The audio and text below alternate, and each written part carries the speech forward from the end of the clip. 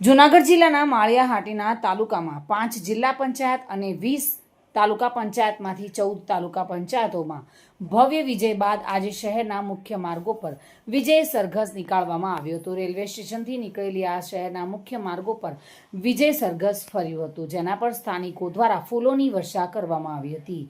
માર્ગો અબીલ ગુલાલની ફૂલોની ચાદરથી પથરાઈ ગયા હતા।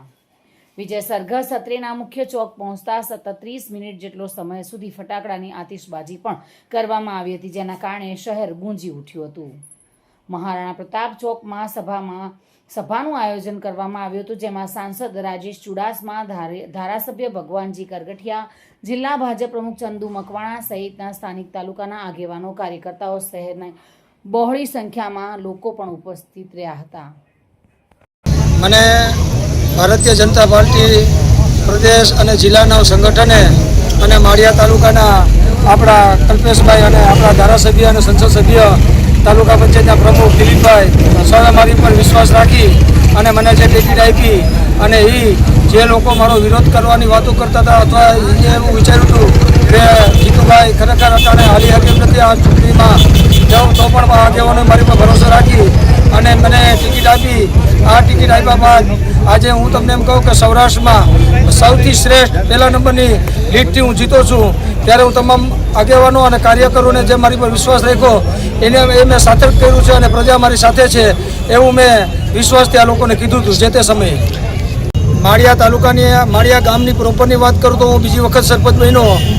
તમારો જે પ્રશ્ન છે અમુક લોકોએ આના વિડીયો બનાવીને પણ મૂક્યા છે, પણ છેલ્લા 4 થી 5 મહિના પહેલાં માળિયા ગ્રામ પંચાયતની અંદર સરકારના જે ઓક્ટ્રોય ગ્રાન્ટના બાકી રકમ રહેલી 2,97,00,000 જેવી રકમ અમને સરકારશ્રીએ આપી છે। ત્યારે અમે એક એવું આયોજન કર્યું છે કે ગામના સીસી રોડથી માંડી સ્મશાન અને બગીચો અને સીસીટીવી કેમેરાથી લેસ આ કામ કરી દેશું। એમાં કોઈ પણ પ્રજાનો, માળિયાની પ્રજાને ક્યાંય પણ કોઈ પણ જાતનો મારી ઉપર જે અટાણે આ લોકો વાત કરીને મુદ્દો ચગાવ્યો હતો ચૂંટણીની અંદર, એ અમે સંપૂર્ણ પણ માળિયાની પ્રજાનો વિશ્વાસ દેવડાવું કે સારામાં સારી વસ્તુ કરાવી। હાટીના તાલુકા ખાતે ભારતીય જનતા પાર્ટીના તાલુકા પંચાયતના 14 ઉમેદવાર અને જિલ્લા પંચાયતના 5 ઉમેદવાર જંગી લીડથી જીત્યા હોય તેના ભવ્ય અને દિવ્ય અહીંથી અમારો રોડ શો હતો। આ રોડ શો રેલવે સ્ટેશનથી લઈને મહારાણા પ્રતાપ ચોક સુધી સાંસદ, ધારાસભ્યો અને અમારા દિલીપસિંહ સિસોદિયાની આગેવાનીમાં નીકળ્યો। લાખોની સંખ્યામાં ફૂલો ઉડ્યા અને ફટાકડાઓની આતશબાજી વચ્ચે અમારા ઉમેદવારોનું અભિવાદન કરવામાં આવ્યું।